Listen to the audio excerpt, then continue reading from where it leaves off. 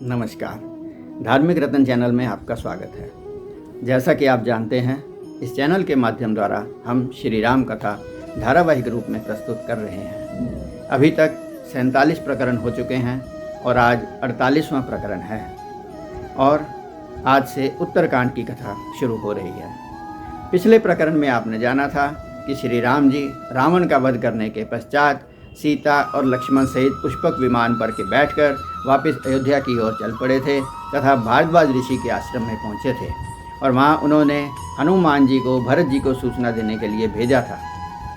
इसके साथ ही लंका कांड की कथा यहाँ समाप्त हो गई थी और आज आगे उत्तरकांड की कथा शुरू हो रही है। उत्तरकांड के प्रारंभ में ही तुलसीदास जी लिखते हैं, भरत नयन भुज दक्षिण फरकत बारहि बार, जानि सगुन मन हर्षयति लागे करन विचार। तुलसीदास जी लिखते हैं कि भरत जी के दायां नयन और दाईं भुजा फड़क रहे हैं, जो कि भगवान के मिलन का शुभ संकेत है। फिर भी भरत जी सोच रहे हैं कि रहऊं एक दिन अवधि आधारा, समुझत मन दुख भयऊं अपारा, बीते अवधि रहई जो प्राणा, अधम कवन जग मोहि समाना। भरत जी सोच रहे हैं कि अगर अवधि बीतने पर भी भगवान राम नहीं आए और मैं अगर जीवित रहता हूँ तो मेरे समान इस दुनिया में पापी और कौन होगा। इधर भरत जी राम के विरह रूपी सागर में डूब रहे थे और उसी समय हनुमान जी ब्राह्मण के वेश में आए और कहने लगे कि हे भरत जी, आप दिन रात जिसके बारे में सोचते रहते हो वही रघुकुल मणि श्री राम रावण को जीतकर सीता और लक्ष्मण के साथ कुशल पूर्वक अयोध्या पहुंच रहे हैं। यह संदेश सुनते ही भरत जी ऐसे प्रसन्न हुए जैसे किसी प्यासे को अमृत मिल गया हो। भरत जी कहने लगे, को तुम तात कहाँ से आए, मोहि परम प्रिय वचन सुनाए। हनुमान जी कहने लगे, मारुत सुत मैं कपि हनुमाना, नाम मोर सुन कृपा निधाना। तब हनुमान जी ने बताया कि मैं मारुत सुत हनुमान हूँ। यह सुनकर भरत जी बहुत ही प्रसन्न हुए और उन्होंने हनुमान जी को गले लगा लिया और उनसे पूछा कि क्या राम जी कभी मुझे अपने सेवक की तरह याद करते हैं। तब हनुमान जी ने कहा कि राम जी अपने श्रीमुख से जिसके गुणों का बखान करते रहते हैं वो ऐसा विनीत क्यों न हो। हनुमान जी सूचना दे करके वहाँ से चले गए और भरत जी बड़े प्रसन्न मन से नगर में आए और गुरु जी को, सभी माताओं को एवं प्रजा को सूचना दी कि राम जी रावण पर विजय प्राप्त करके सीता और लक्ष्मण सहित सकुशल अयोध्या पहुंच रहे हैं। राम जी का आगमन सुनकर सारी अयोध्या की प्रजा वहां इकट्ठी हो गई। सभी माताएं मंगल आरती लेकर के स्वागत के लिए खड़ी हो गई। वशिष्ठ जी भी सबके आगे राम जी को मिलने के लिए वहां पर खड़े हो गए। इधर राम जी हनुमान, अंगद, सुग्रीव और विभीषण को विमान से ही अपनी अयोध्या नगरी दिखाते हुए कह रहे हैं, सुन कपीश अंगद लंकेशा, पावनपुरी रुचिर यह देशा। कि हे सुग्रीव, हे विभीषण, हे अंगद, यह देखो यह पवित्र नगरी अयोध्या है। यद्यपि सब वैकुंठ बखाना, वेद पुराण विदित जग जाना। यद्यपि वेद और पुराणों में और सब लोग वैकुंठ को ही पवित्र नगरी कहते हैं, लेकिन यह राज किसी किसी को पता है कि अवधपुरी सम प्रिय नहीं सो, यह प्रसंग जानई को।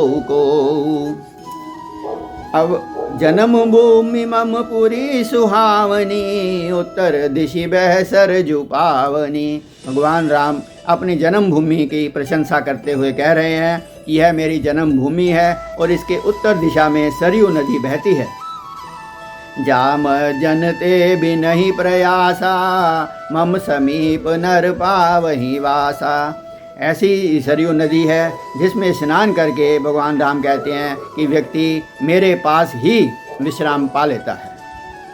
इसके बाद पुष्पक विमान अयोध्या में उतरा। सभी लोग बहुत ही प्रसन्न हैं। राम जी ने धनुष बाण अलग रख दिए और गुरु वशिष्ठ जी के चरणों में साष्टांग दंडवत किया। उन्होंने कहा कि शस्त्र चलाने का काम पूरा हो गया है, अब शास्त्र के ज्ञाता के चरण पकड़ करके ही आगे का जीवन चलाना उचित रहेगा।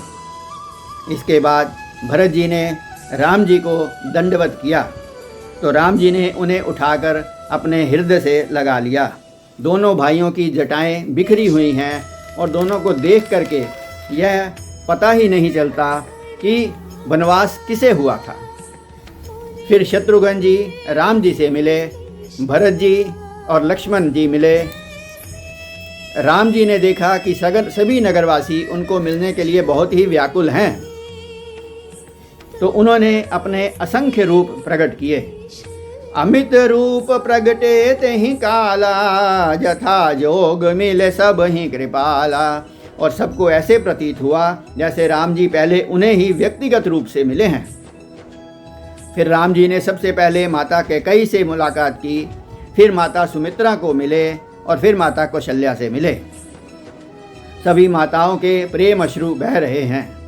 फिर सीता जी ने गुरु जी को प्रणाम किया और उसके बाद सभी सासों को प्रणाम किया।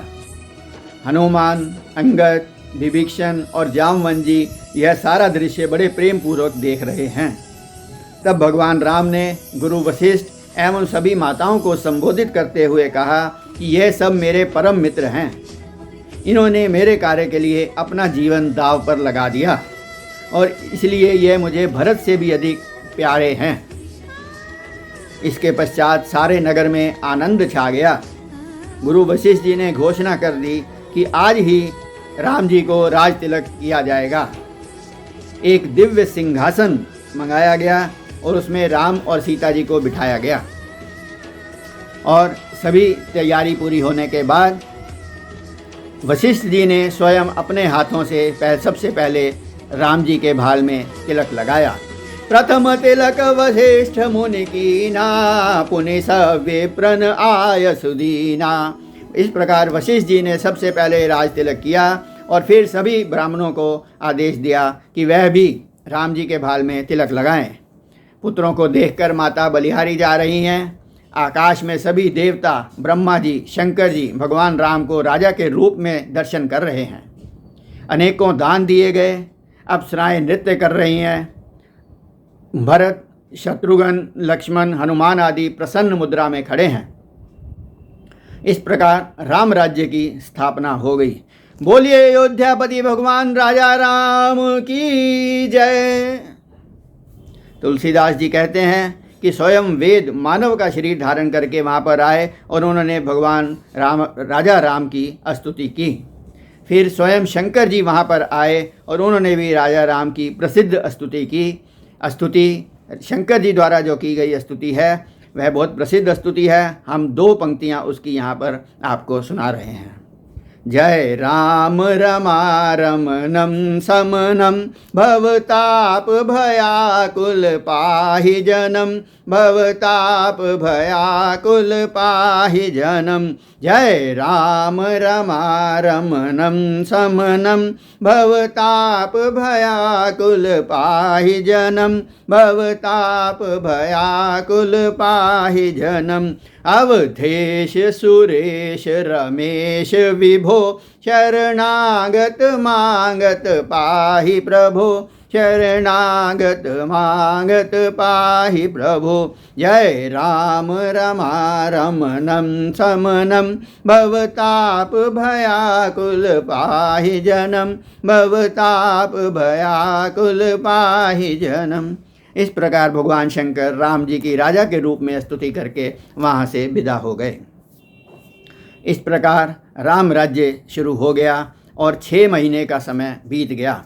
तब राम जी ने सुग्रीव, जामवंत, अंगद और गुह की विदाई की और उन्हें बहुत सारी भेंट दी। हनुमान जी राम जी के पास ही रह गए।